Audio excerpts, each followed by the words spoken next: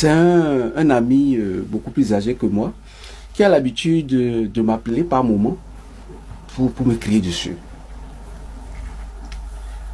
Vraiment, vous qui avez l'habitude de parler dans ce pays, vous avez perdu votre langue, hein?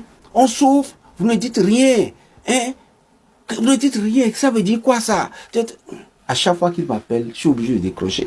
Oui, pas politesse, mais je sais que je dois recevoir des douches.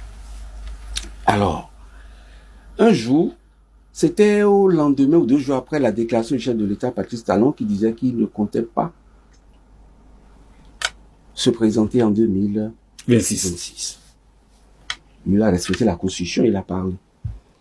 Ce grand frère m'appelle à nouveau. Janvier, c'est comme ça il m'appelle.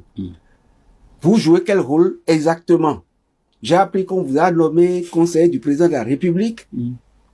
Et quel est votre rôle concrètement? Vous êtes là et le président dit qu'il va partir. Il va partir comment? Vous avez quelqu'un pour le remplacer? Avec le travail que ce monsieur a, vous le laissez décider à s'en aller? Alors, que vous voulez que je le réponde? Hein? Le monsieur Talon a fait ci, Talon est mauvais et tout et tout. Et ce monsieur qui s'attaque à moi parce que j'ai pas dit au président Talon de ne pas s'en aller. Voilà le sentiment réel des Béninois.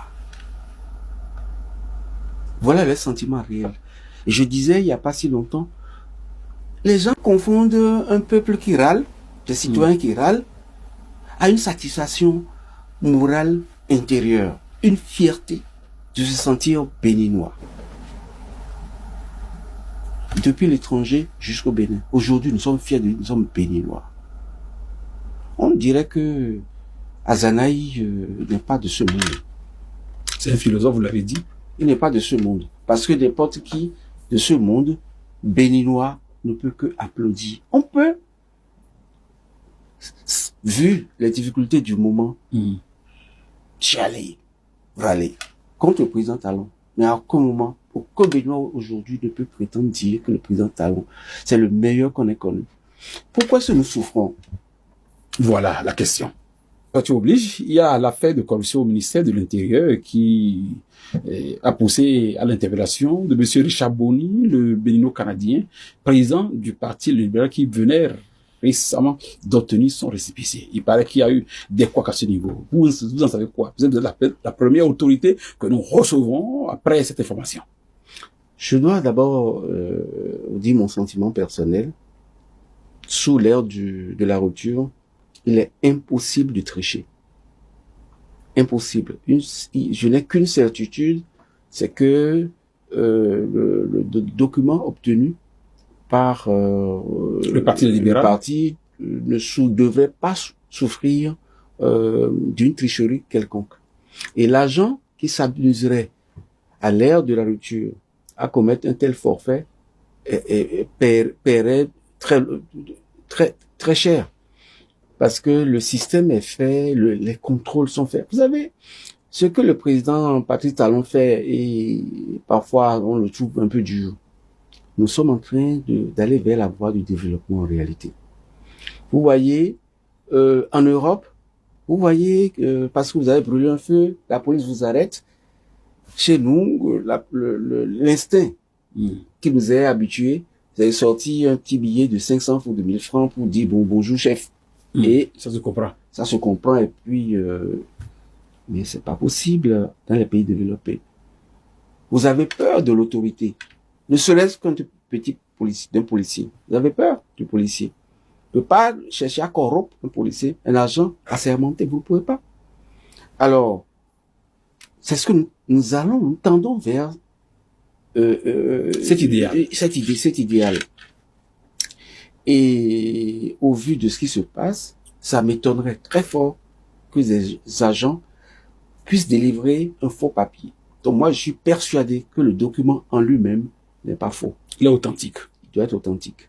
Par contre, ce que nous ne maîtrisons pas, est-ce que certains, voulant profiter de leur position, de leur signature, ont eu à escroquer ou à se faire corrompre en dessous ça, on ne peut pas jurer. Nous sommes des humains, on ne pourra véritablement pas se prononcer sur ça. Mais je suis persuadé, moi, que le document en lui-même a subi toutes les étapes possibles et devrait être un document authentique.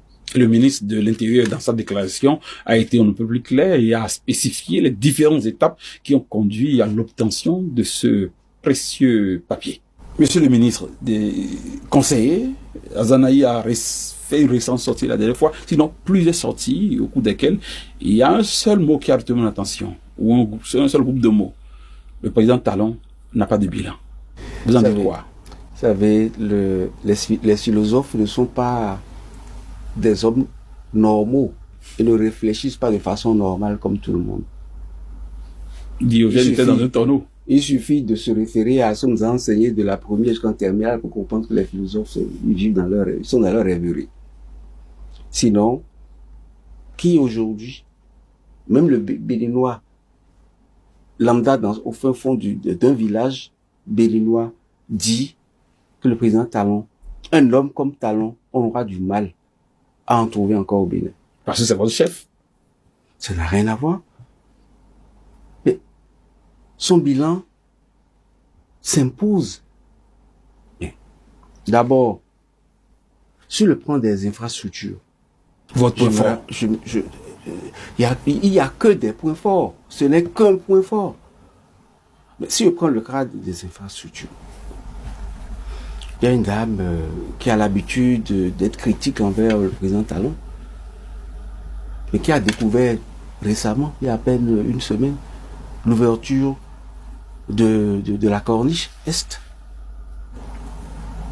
Lorsque vous allez à Akpakpa, dans des zones reconnues Africando, moi je me suis perdu dans un quartier où j'avais habité, Africando, Akpakpa, Segbeya, Pondéou, mais vous vous perdez.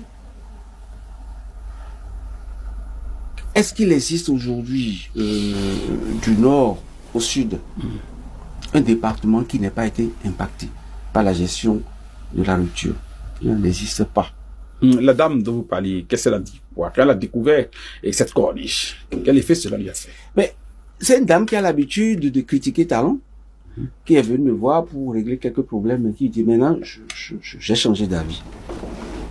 Votre président, on n'en aura plus jamais.